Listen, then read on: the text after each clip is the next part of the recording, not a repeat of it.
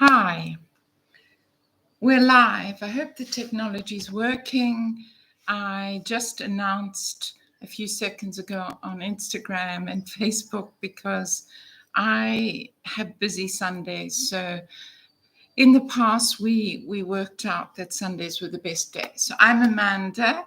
This is Discover Italy Living, and I hope you're going to join us tonight and that all goes well with the technology.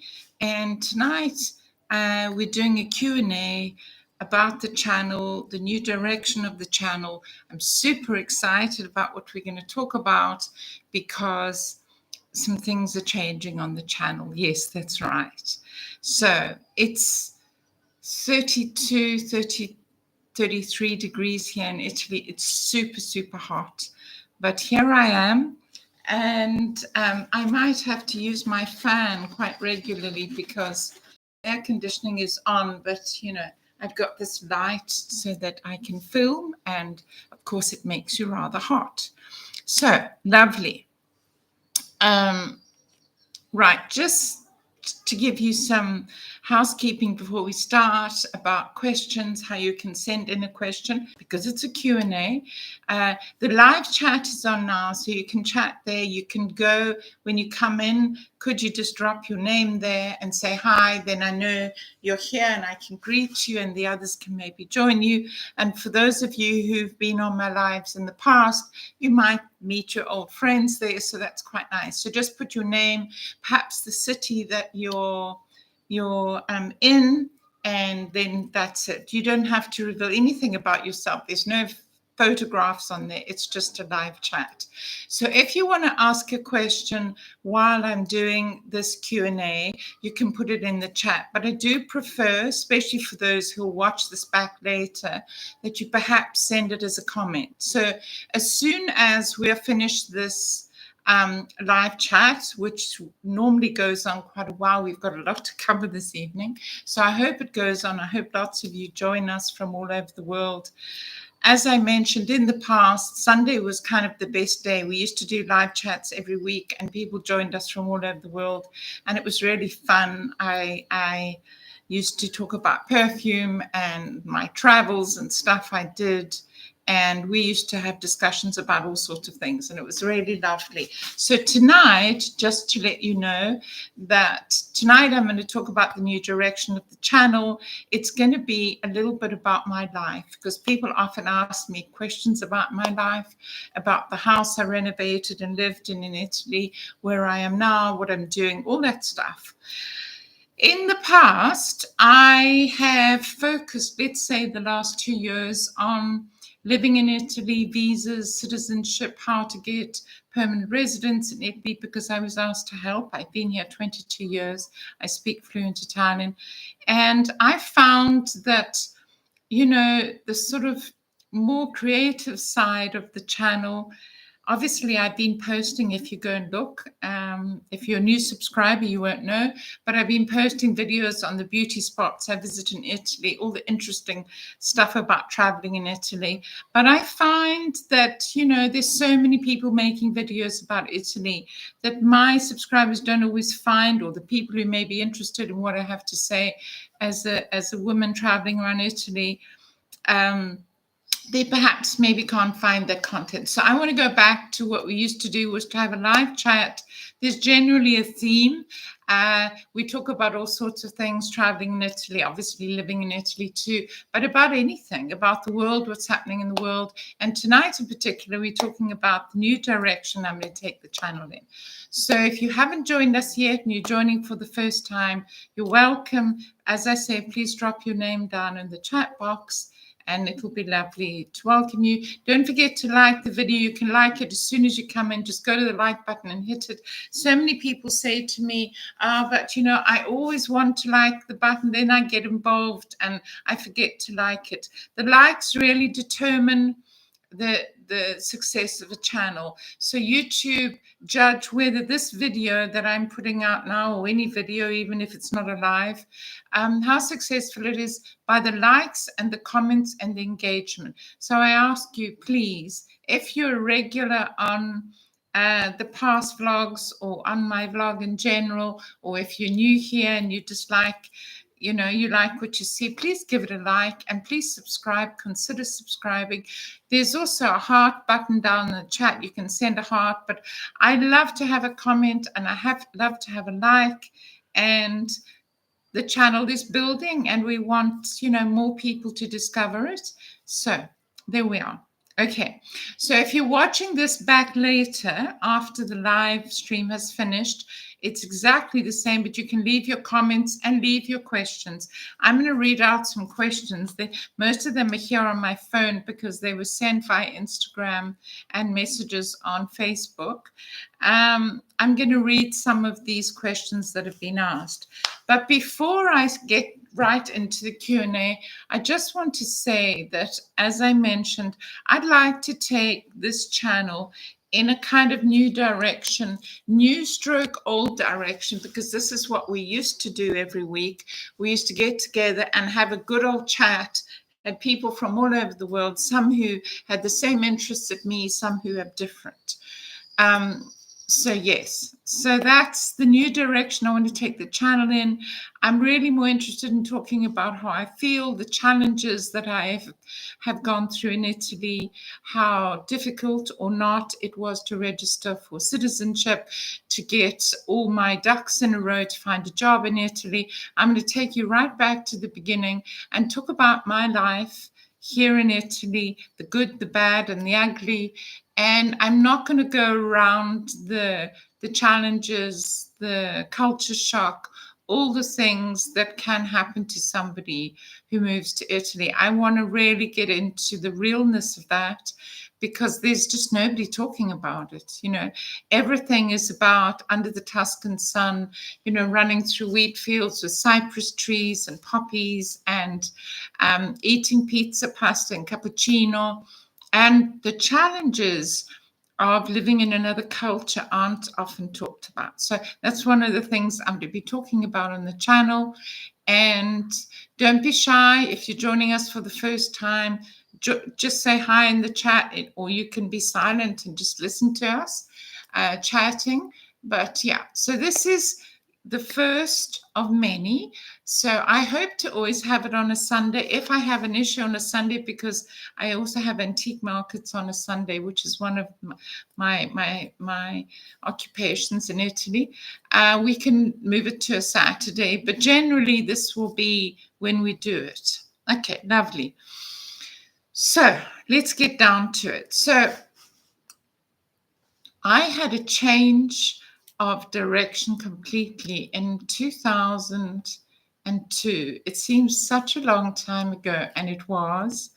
And came to Italy all dewy-eyed. I'd been on holiday once or twice to Italy, only seen little bits of it, a bit of Tuscany, a bit of Liguria, and came to Italy, to Tuscany. I found a job within about a month looking after a villa that looked onto the hills, looked onto Florence, and was in the hills above Florence. It was absolutely beautiful. I absolutely loved it. And it was a real learning curve, because I couldn't speak a word of Italian. Like many of you will say to me, I want to come and live in Italy. There's lots of groups that are on Facebook and Instagram and various other places of a lot of women who want a second life, I guess because of the book Eat, Pray, Love and Under the Tuscan Sun. And they want to start again at, I don't know, 55, 60 or whatever. But I was young. I was in my early 40s. I was 42, 43. I had my children very young, and they were already studying. One was at university and the other one was studying. And yes, so I never came to Italy with the intention of staying like many people. I came to do a short sabbatical, worked in that villa for a friend, and spoke English because I couldn't speak Italian. But the staff were all Italian, so I had a learning curve. I had to learn quickly. And when I look back at those romantic glory days, back in the early days in Tuscany, I think back to what was I thinking? I really didn't know what I was getting into. I just knew that it was different. It was all romantic. And any of you who've ever visited Italy, and I'm sure many of you have, the men are very, very, let's say, dedicated to making sure that every woman near them gets attention. And I was, I was in my prime, I guess. I was 40, 42, 43, and just loved everything about Italy, the romance, the lovely gelato, all the cliches, the beautiful piazzas, loved all of that. And just started learning Italian, making tentative attempts. I mean, some of the mistakes I made were hilarious. I mean, now we laugh about it with my other friends who are English, who have been living here for a long time.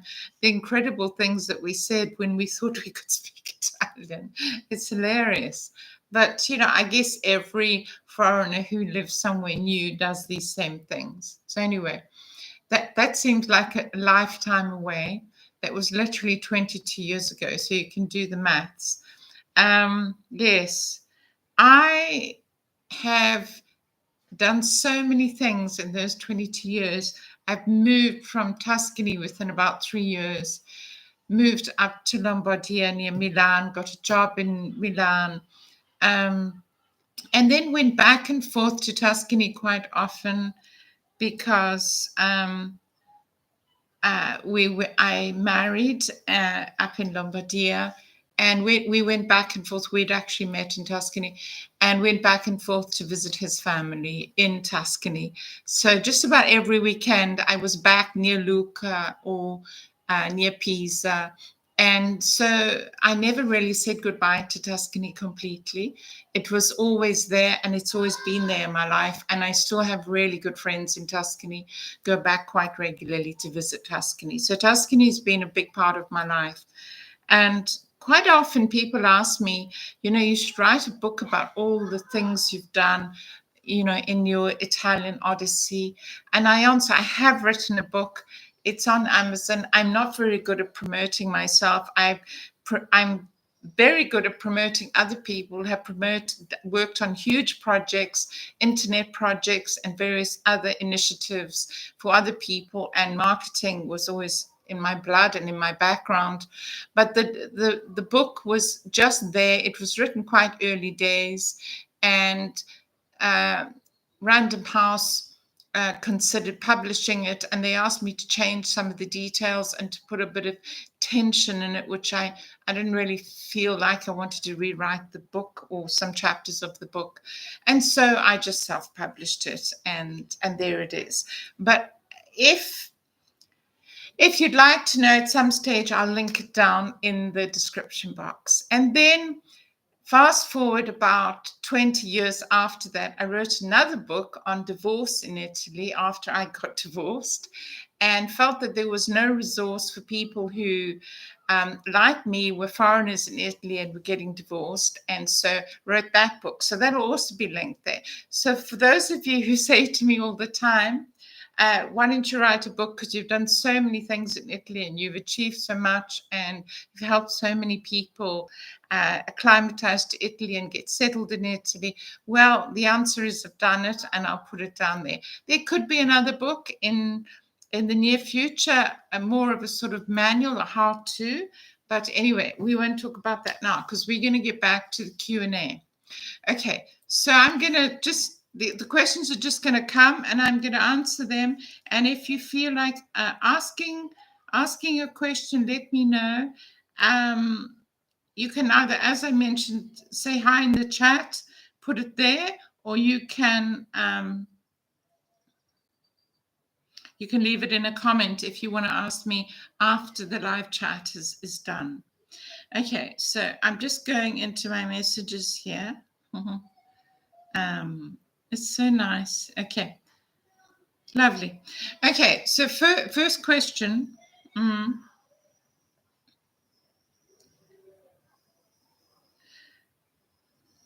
Okay. Did you marry an Italian? Was the first question. Have you got married in Italy? Was the first question. I guess this is a way of asking me if I'm single. Yes, I'm single. I have been single for quite a long time, and probably 10 years. And I have no intention of stopping the singularity. So that's one question. Yes, I'm very happy in my life. I'm happy where I am, what I've achieved. Often people ask me, don't you miss your own culture? Don't you miss going back to London or going back to Cape Town, where I studied after school? The answer is yes, I will always miss it. I miss the people, like many people who are foreigners in a new land. But I guess after some years, you realize after all these years that perhaps home really is where your experiences are. And I find now that if I'm away for 2 weeks, which is what happens when I go to visit my son who lives in Johannesburg, my daughter lives in Canada, in Vancouver. When I'm away from my home here in Italy for 2 weeks, or it's usually about 2 to 3 weeks, I find that I'm a bit rudderless in the end, because Italy has kind of become my home. And that's one of the things that most people don't realize when you live in a new place with all its challenges and its difficulties, is it becomes your new home, and you identify with it, and you identify with the sounds. I've got a church bell all day when I'm working here at home, or I'm sitting at the table having lunch. The churches are literally 50 meters. And so every hour I hear the church bells in Italy. It's part of the fabric. I hear the swallows in the evening, like now. It's a beautiful summer evening. The swallows are shrieking as the swifts, as they fly around. And so all the sounds of the children playing the piazza, the sounds of Italy, they have become my sounds. They're kind of in my blood, and I love it. So yes, yes. So yes, I am not married anymore. Yes, I did marry an Italian, and yes, I did get divorced from an Italian. And that's part of the experience that I've had during these past 22 years. And it's been a learning curve. I mean, some of it was horrendous, and obviously there were good times too. Let me have a sip of water because it's rather hot. I should have champagne in here, but I decided on water tonight. I thought we should just start with some water. Okay, next question. Let's get on to the next one. Which province do you live in, and which province would you recommend? Okay, this is a difficult one because I'm asked this a lot for people who I help to relocate, because I set up a relocation business a few years ago. Look, there's a lot to unpack here, because quite often in these groups of people who talk about wanting to come and retire in Italy, wanting to come and live in Italy permanently, they forget how hot it is. It is literally 34 degrees. It's evening here already. It's hot. This summer is particularly hot, but I remember other summers being terrible. We did have, I would say, the last 4 years, the summer comes late and it is so hot that you literally can't breathe. And hence I have my fan out. So to answer, do you live in, and which would you recommend? I live in Piemonte. I lived in Lombardia for 20 years. Piemonte, capital Piemonte is Turin, for those of you who don't know. I now live on Lago Maggiore, which is a paradise, which I've always visited even when I lived in Lombardia for the weekend, to swim in the lake and to go on boats and to play in the water. It's truly a paradise. It's one of the most beautiful places in the world.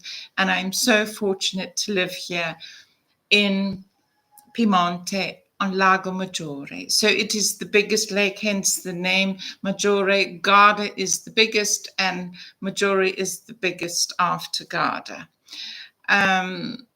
I used to live near Lake Como, for those of you who want to know.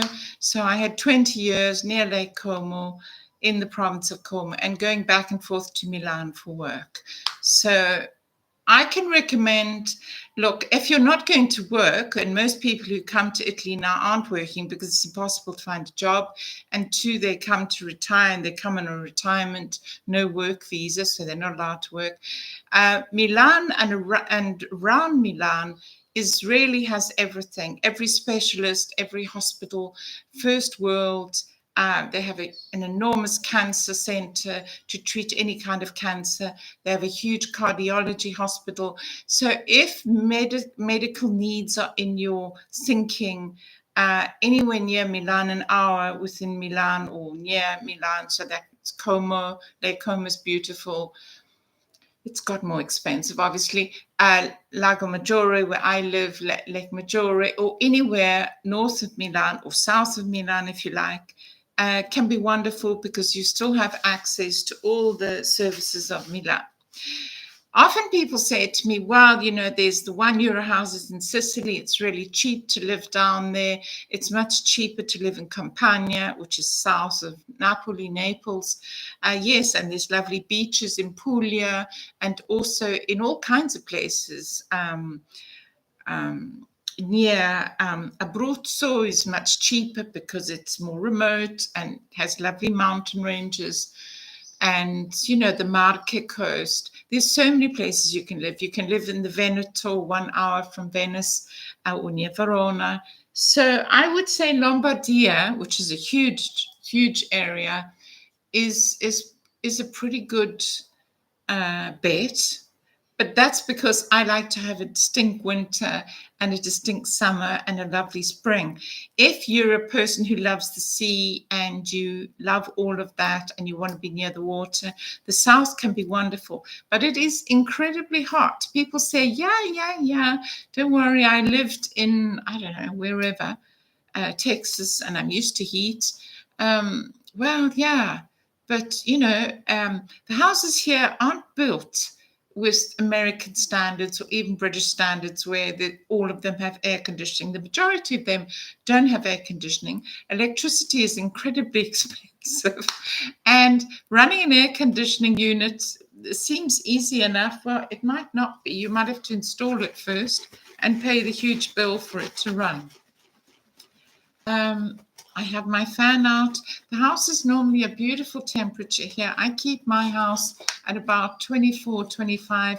I don't like it too cold and I don't like air conditioning. So I leave my French doors wide open and the breeze comes in. But I've got this vicious light, you know, making me hot so that you can see me so I can do the video. Okay, so I hope that answers your question. Which province would you recommend? I think an hour near Milan is not bad, but you know, every province has its beauty. Sicily has beautiful towns, but if you think you can come here and buy a €1 house and do it up for, you know, I don't know, a couple of thousand, it's not going to work. If you want to live here, you need to spend 100,000 minimum on a small house. And in my opinion, it's much easier to buy a house that's livable and then put your stamp on it than try and build something from the rubble. But I'm not going to get into that because I have dedicated posts on that, and you can go and look on my channel and find information about, you know, houses and what to do and what not to do. So that's the province question. Let's get to another question. How is the economy of Italy, and is it completely based on tourism? Yeah, interesting. Well, I mean, yeah, this is a sore point with many Italians because many people believe that it shouldn't be so tourist-based, but it is. I mean, Italy's tourism market is enormous. It's alive and well. Everyone wants to come to Italy. There's so much to see, from Rome to Venice to Verona to Garda to, I could name a million things, Sicily, the islands, Sardinia, the beautiful coast. It has the Adriatic coast and the Tyrrhenian coast and Liguria and the Alps, and it has everything from the top to the bottom of the boot, which is like a big boot with a big wide top with a kneecap. I would say Oh my goodness. It has everything that you could possibly want for a holiday or living requirements. And it's why it's so popular. But it comes with its problems, and we're going to get into some of those challenges that I personally had.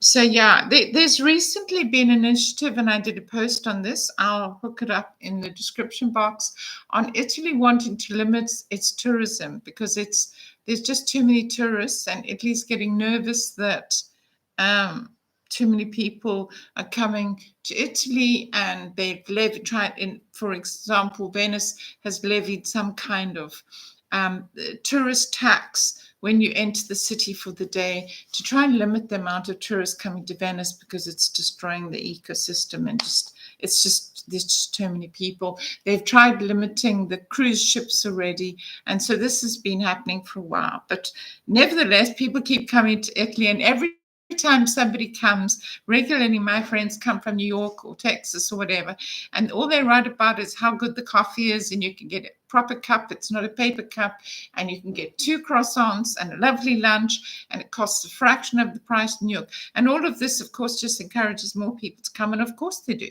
Where do you want to go on holiday? I don't want to go on holiday where I'm going to struggle and not be able to eat anything. So yes, so Italy is as popular as ever. Okay, let's read something else. Let me just get into these messages again. It keeps going out. I have to put my code in each time. Bear with me. It's a similar question. Which town would you absolutely recommend? Okay, again, this is a difficult one because, as I mentioned, I've lived in Tuscany, I've lived in Lombardia, and now I'm living in Piemonte. Over 22 years, yeah. The smallest part was Tuscany, but then I went every weekend. So I guess I could equally say Piemonte is the newest, but again, I came here most weekends. So between the three, I think I know them, I know it pretty well. Plus, I've traveled the length and breadth of Italy, every corner of Italy I've been to. Which would I heartily recommend? I'll give you some towns that I think are a nice size and have everything and have something for everyone. So going to Tuscany, Lucca is hugely popular, but it's become overrun with non-Italians. So lots of English people have bought in Lucca, but it's still a beautiful town. It's a walled town. It's an old town. Siena is beautiful. But again, you know, there's a lot of tourism about. So if you want something more authentic, then you have to go to a much smaller little village. Some of the villages on Lake Como are astoundingly beautiful, even though you might want to not live in the city of Como.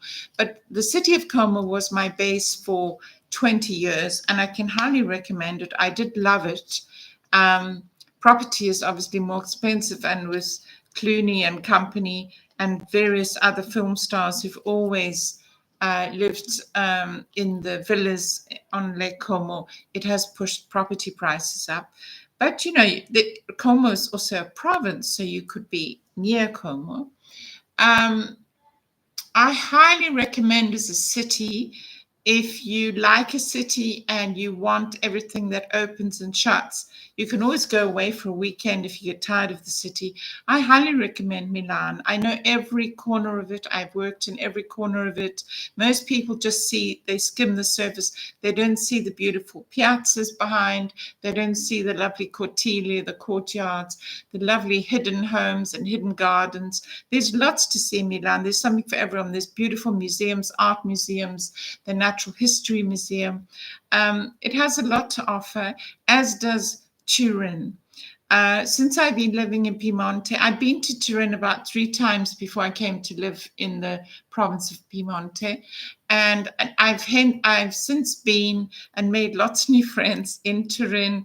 And I absolutely love Turin. Again, has so much to see. The royal palaces, the royal family Savoy were based in Turin for many years. So that's a lovely place to be.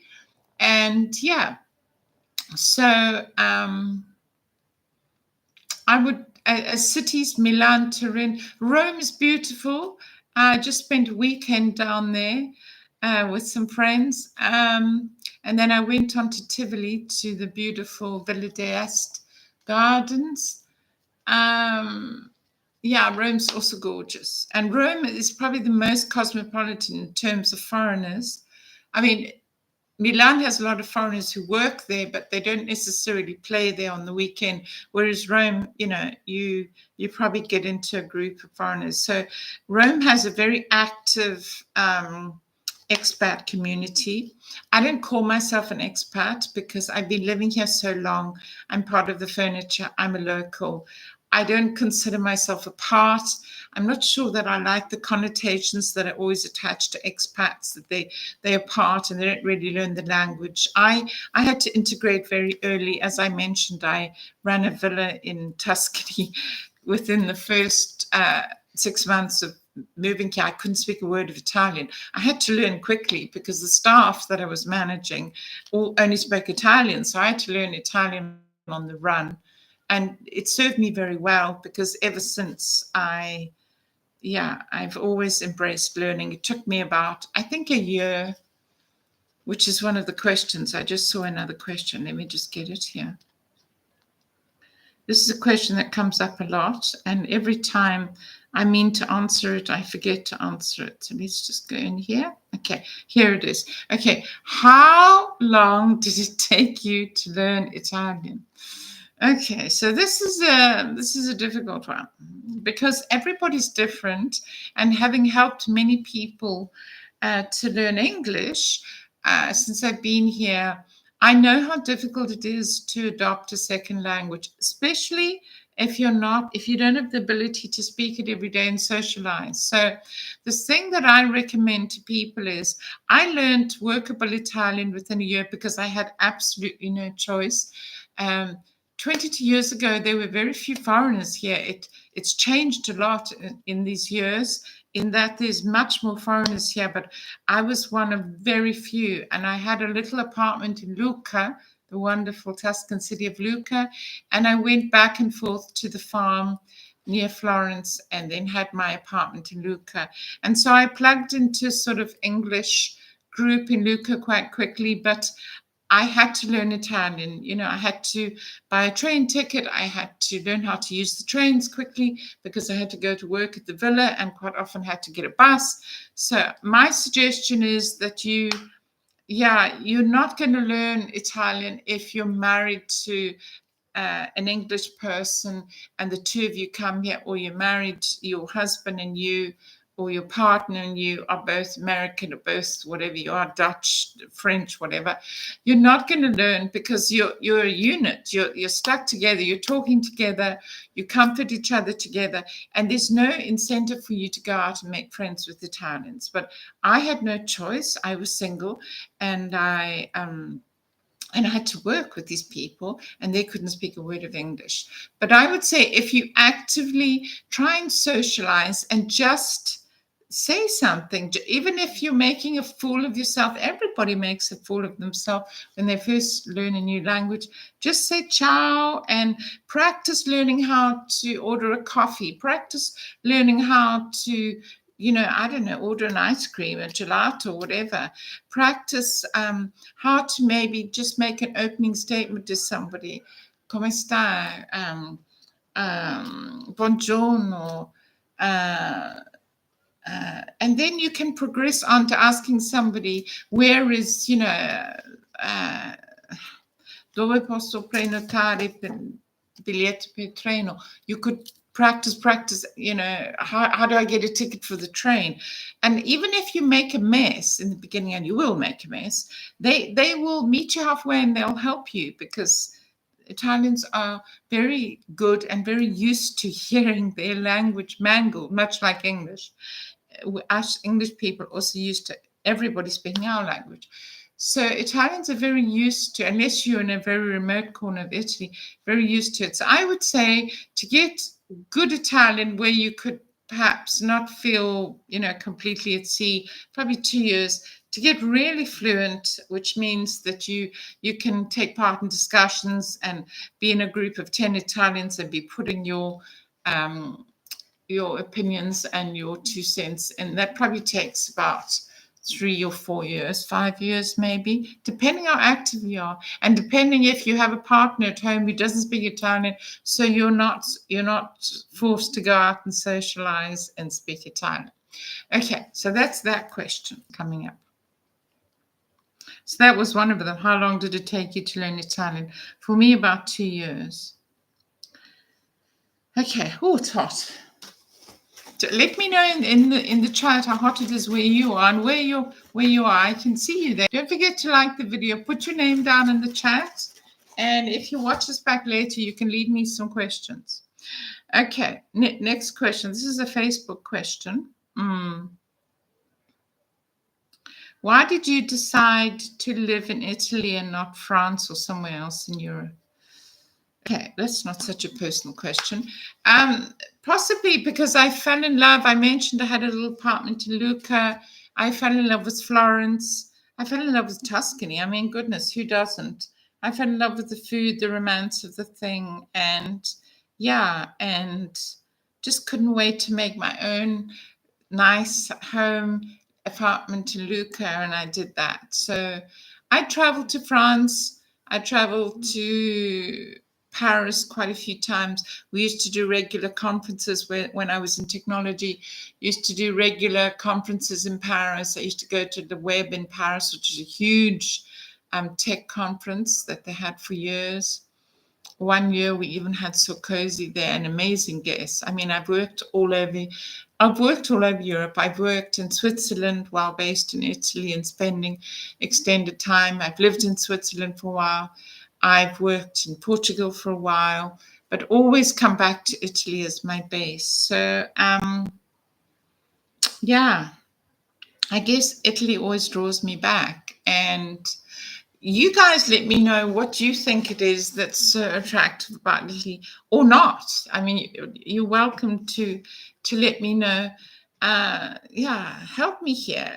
Tell me what you think is so attractive about Italy if you can compare it to somewhere else.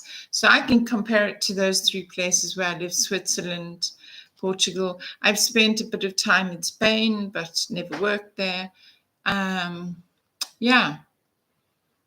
There's something that Italy has that people fall in love with. Yeah. So the new direction of this vlog is going to be that each week we're going to talk about something that's perhaps a subject that is either on my heart or has come up in my working week or my daily life. So since I moved here this summer, well, it actually started last summer, but this summer I decided that I was going to swim every day. 1, because it's super hot. 2, because beautiful, pristine lake, and I absolutely enjoy wild swimming, and I have a gorgeous lake to swim in. And so when I came back from Rome about 3 weekends ago, I said, okay, I'm not going to skip any days. I'm going to try and walk. I think it's about 4.5 or 5 kilometers every day. That's me walking down to where my beach is, which is quite far down from where I live in my apartment, which is in the historical center of the town. And I'm going to walk those 4.5 kilometers every day, or 5. And sometimes I do a detour on the way back because I take my shopping trolley and do the shopping on the way back. So I'm carting groceries back. That's the nice thing about Italy. You can avoid supermarkets if you want to. Anyway, so I decided to do that, and I said, I'm not going to miss any days. I'm not going to do it 3 days a week or 4 days a week, as I was doing before I went to Rome 3 weekends ago. No, I'm going to do it every day. And so I've literally done it for 3 weeks on the trot. I've lost some weight. Thank you for those who commented that you'd noticed. Certainly in my face, I can see it. I still have about another 10 kgs to lose. I mean, this is quite personal, but hey, why not share it? Because I'm sure there are lots of others who are on the same journey. And I've been swimming every day. So I swim by swimming, I mean, I do some aquascience aerobics. So I do some like I don't know, calisthenics in the water. I use the water as resistance, and I do some stretches, I do some lunges, I do some hops, I do some skips, and I walk in the water quite a bit, and then I do laps. I swim a very long lap because it's a lake swim, it's not a swimming pool. And yeah, and there's a lifeguard there, so it's rather nice because I can swim and get my exercise. And I do it first. When I wake up in the morning, I do my routine. I take my vitamins. I don't have breakfast because I do intermittent fasting, and I'm generally not hungry in the morning. So I normally have a cup of rooibos tea with some lemon squeezed in it. So that's hot water with lemon in it.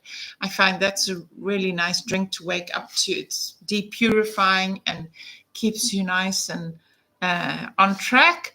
And yes, so I have that, and then I start my day. There's whole lots of stuff to do. I usually have meetings online and lots of things to do. Lunchtime rolls around at about 12:30. I hear the bells going. Most Italians have a break then for lunch, and we have a long lunch. Many of the shops closed until 3:30. But I generally then put on my walking shoes, put on my swimming costume with the summer dress on top, and off I go with my hat and my sunglasses because it's super hot. And I walked the 2.5 kilometers down to the beach. I swim for the hour and have a chat with the lifeguard and other friends who are there every day who, they've become friends. We greet each other and we check in on each other. And I found that it's a habit that I've always wanted to establish, that I do it without fail, regardless of how the weather looks or how I'm feeling, that this sticking to this habit has been so amazing because it reinforces your good feelings about the fact that you're looking after yourself, you're looking after your health. And yeah, it's been lovely. I intend to continue, obviously. And in the winter months, which will come in about November, I swim through October. I did it last year. Most people think I'm crazy because Italians don't generally like lake swimming. They find the water too cold. I don't like heated swimming pools. I find it lovely. But tell me what you do. If you swim for exercise, I'd love to know maybe some programs that you guys do in the water that can accelerate getting fit. And if you're walking, how that experience has been. And if you do intermittent fasting, how that experience has been. Because I find there were months, it's been a long time that I haven't had breakfast, so to speak. These are just words, really. The meals can be whenever you want them to be. But at the moment, I'm following an OMAD program, which is 1 meal a day. And that normally happens at about 3:00 when I've done all my morning routine. I've had my hot water and lemon as I wake up. And then at 3:00 when I've done my long walk and my swim, I'm back here. I make lunch. It's generally a healthy lunch. I don't have carbs and rice and pasta and bread and all of that. I have lots of vegetables, a huge salad, a little bit of protein salad. It's lunchtime. And yes, and so that's what I've been doing for 3 weeks now. And I've noticed a big difference. I have more energy. I sleep better for sure. I normally take micronutrients like potassium and magnesium because it helps me on that long energetic walk and swim before I come back to eat, because one needs electrolytes to, keep your body working nicely. And so this daily habit of swimming has been absolutely fabulous. Tiziano Masili, hi. Tiziano, which city are you in? Let me know in the comments. Let me know which city you're in and if you've joined us before. And so, yes, so I have that swim and then the walk back. And quite often I do another detour after the walk because I stop and get my groceries. and then bring them back and make lunch. I love Italian cooking. I've always loved cooking and I've always enjoyed cooking. But for this last month, I've taken a break from pasta and lasagna and all the delicious things that one can eat. I haven't baked cakes. I haven't baked bread, which I've done in the past. Those of you who watched my vlog before remember all the recipes. But I have literally just been eating very clean, and I have some fruit. And what I found is having the fruit after the meal, whether it's watermelon because it's nice and fresh and I leave it in the fridge, or some peaches, whatever fruit I've allowed myself for the day. If you make it part of the meal, then it doesn't spike your glucose like if you just eat sweet fruit in the middle of the day as a snack. So I found that that's been working quite well, in that I have the watermelon or the peach as my dessert after my nice meal. And then I'm not hungry in the evening. I mean, here we are, it's 9 o'clock. I ate at 3 o'clock. I had I made wraps. And because I didn't want to use bread or flat bread for the wraps, I make my own wrap from, I'm not going to put, maybe I'll put the recipe down in the description box. I have a lot of things to put in the description box. But basically what it is you whip up 3 eggs with half a cup of cream cheese, a little bit of salt. I throw a little bit of basil leaves in there, and some sprinkles of grated cheese. And then you put it in the oven on a greaseproof paper, and it makes flatbread that has no flour in and no leavening agent. And then when you let it cool, and that flatbread I use as a wrap. And then I put all sorts. I put rucola in with some carrot and some tuna, or whatever you've got, some chopped up meat if you have some. And you can put some tzatziki if you have that, or chopped olives, or whatever you want in the wrap to make it exciting. And it has no carbs whatsoever. So that's fabulous. So anyway, that's what I've been doing. But I want to hear from you guys. Perhaps you can drop down in the comments. Let me know if you started a walking program this summer. If you swim, I need all your tips and tricks to keep going and to keep on track, because as I say, I'd like to lose another 10 kgs, which was accumulated last winter.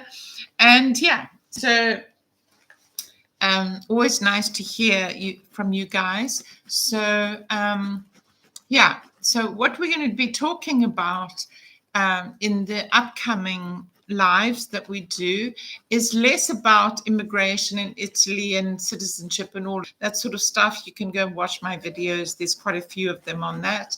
But more about the lifestyle I live in Italy.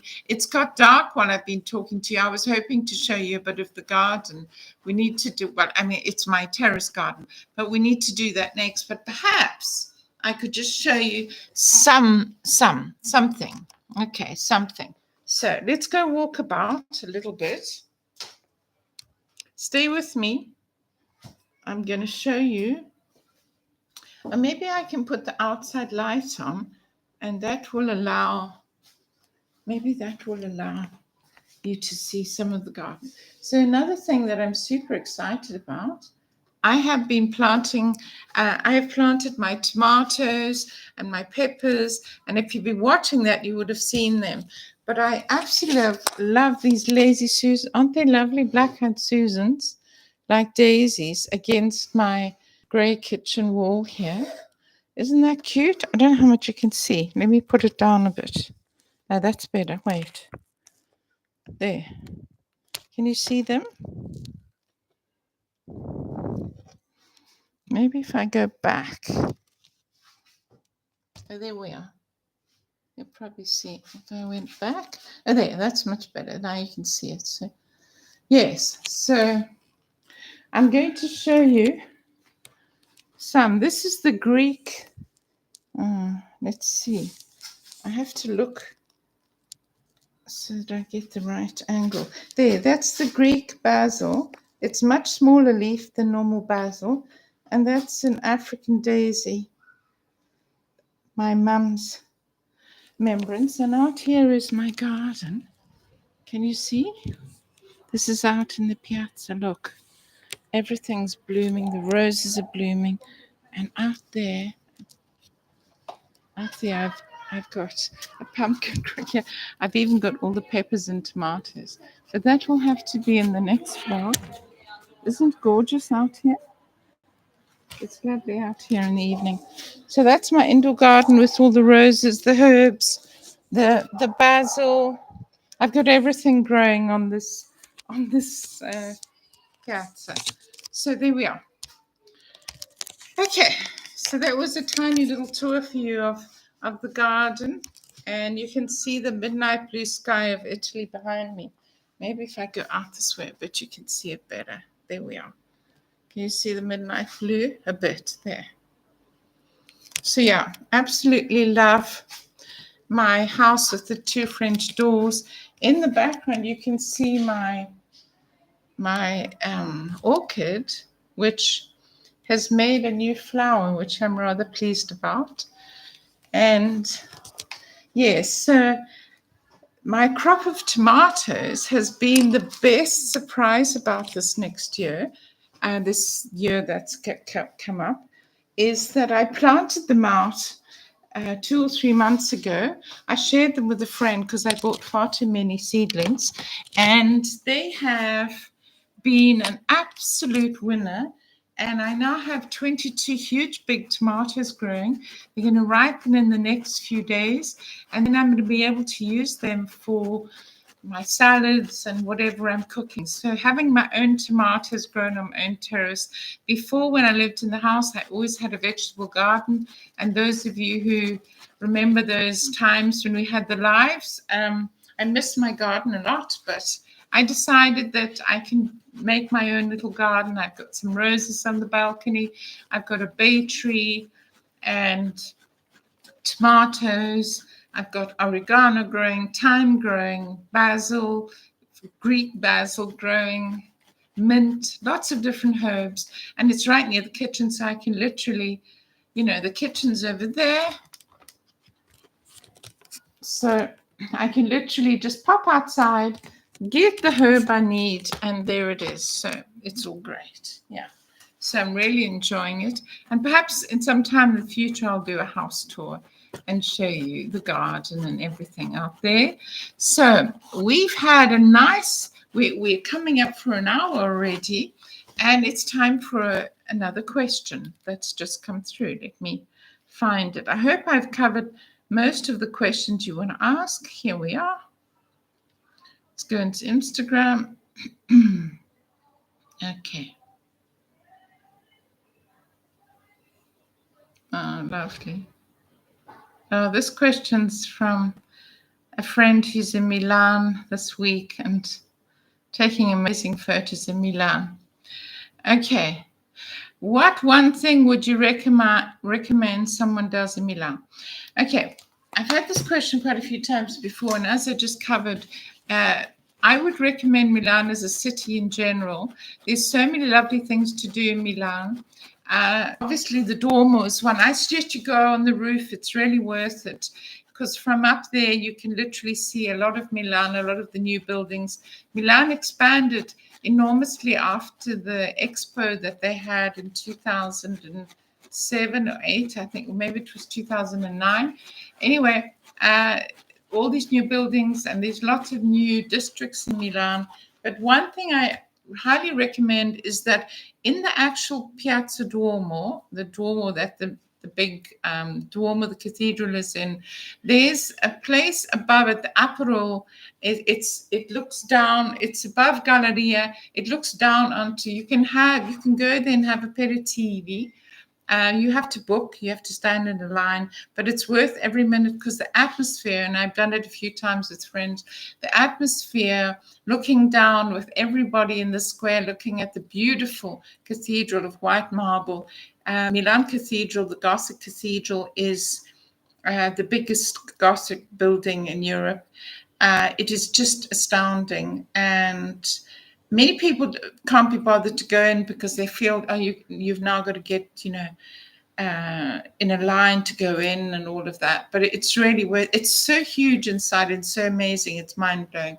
But if you just have time to do one thing, go up either on the roof and have an aperitivo above the Galleria, looking on the upper terrace, looking down over Milan Cathedral, or go into the Duomo, into Cathedral, and see how amazing it is. So I can't see in the chat. If you've joined us, let me know which city you're joining us from. And we're coming up to an hour now. So if any of you have some pressing questions, you can ask me in the chat. And I'll continue to talk about my favorite things to do in Milan. There's also a lovely thing to do is to go and see the flamingos. There is a villa near Porta Venezia. So you would go on the metro stop to Porta Venezia. And in that area, there's a lovely villa where they have flamingos in the garden. It's an amazing sight. But the whole area around that villa has a lot of Liberty villas and a lot of Liberty buildings in Milan that are really beautiful to visit. And you can see the flamingos.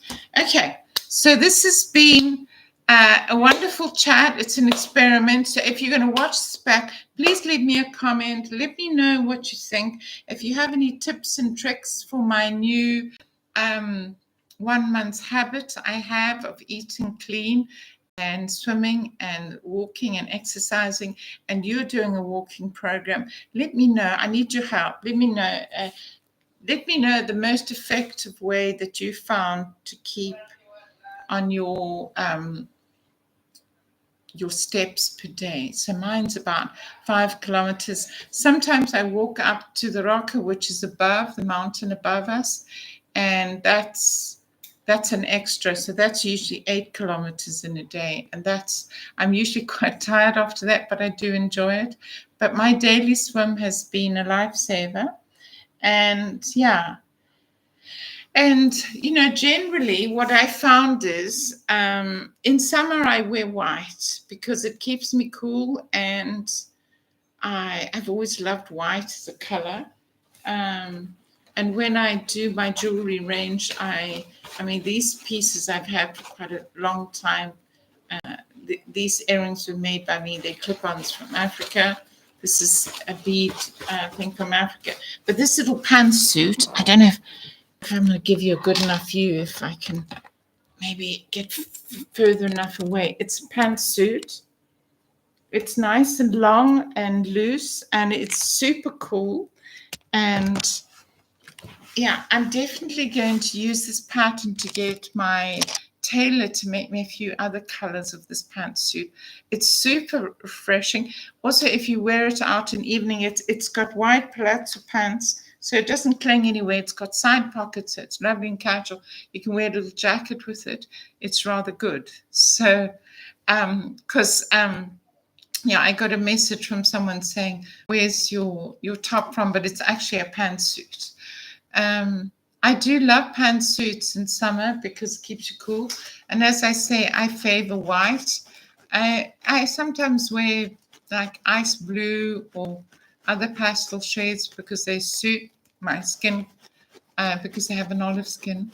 So I never, another question that came up just now was, do you wear fake tan? Do you tan?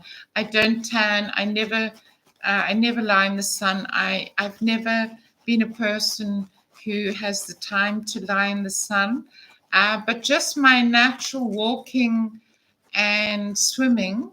I wear a hat, obviously, when I'm walking, but my natural walking and swimming means that in summer I get tan naturally. I have an olive skin, so I guess that helps. But no, so I don't need fake tan.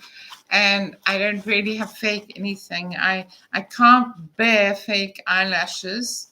I've never worn fake nails. I do my own nails. There's nothing fake on me, really. I'm not a fake. I mean, maybe fake is the wrong word. I don't want to sound judgmental because, people have hair extensions. They have nails put on. They put fake tan. I don't know what else to call it other than fake tan. No, the answer to the question is I have an olive skin, so in summer I'm generally darker, and in winter it fades a little bit, but I'm generally quite tanned. Okay, so many questions, so little time. So we're just up to the hour mark, and I want to just leave some thoughts for our next week, and maybe you'll let me know in the comments. I want to talk next week on what it means to start planning for the last third of your retirement. So that means, from the age of about 55 to whenever you decide to retire. Some people retire young, obviously, because they can. What you found to be the most difficult thing about scaling down and stopping work or whatever, and how financially you found a way to maximize your nest egg that you put aside, if you've put a nest egg aside, and how you managed to go into retirement or not. Because I have found that friends of mine who decided they had the money, they'd always worked hard, they put money aside. As soon as they went on retirement, they got bored and they got ill. And so I want us to talk about this in forthcoming vlogs. What have you found is the best way for you to manage getting older, because I am, and staying happy, staying engaged, but still managing to do whatever you're passionate about. I have so many hobbies that I love: the gardening, the doing my jewelry line, my antiquing that I love, my vintage finds and vintage shopping that I do. How have you found transitioning into scaling back work and going on retirement? Or do you believe that you shouldn't go on retirement and that you should continue to work if you can, depending on whether you work for yourself or you work for someone else? So that's the thing to think about. I hope I've answered most of the questions that you sent. If you have some other burning questions, you can either drop them in the chat now, because we're about to go off, or you can put them in the questions in the comments. Send me any question you like. I look forward to the next time. If you haven't been able to join us tonight because I didn't warn you enough and you had other obligations, I hope you'll join us another time next week. I'll promise to publish it earlier, so you'll know when I come on. And I look forward to your comments. I look forward, if you haven't subscribed to the vlog, please do. It makes a big difference. And won't you go right now, like this now, because it does help with YouTube and it helps me to build the channel that I want to build. So I hope you're going to be joining us in future, and let's build a great channel. African export down. I caught the tail end. You look lovely in white, simply beautiful. Oh, how kind. I don't have your name. African export. What's your name? Drop it quickly in the chat. So yes, I promised tonight that I would come on and talk about what the vlog's going to be about in my new direction. So whatever you feel, no more fragrance videos. Yeah, I don't do just fragrance videos anymore, because I think that period of my life is Venetia. Welcome, Venetia. Won't you go and leave me a comment in the comments, because I'd like to keep track. So please subscribe. You're welcome. You can watch this back, Venetia. It will be available immediately. So see you the next time, and let me know what you think about the question I asked. How you're going to keep your passion alive, and how you're going to maintain your new habits that you started, to walk, or to your new diet, or whatever it is, your new project. So thank you for joining me. Thank you for all the lovely messages and encouragement I get on Instagram or whatever. My Instagram feed is down there. I'll put it all in the description box. including the links I promised to put there. See you next time from Amanda here in Italy. I so look forward to the next time. See you soon. Say hi to Africa. Say hi to Africa, Venetia. Okay, see you on the next one. Thank you, beautiful people. So hot.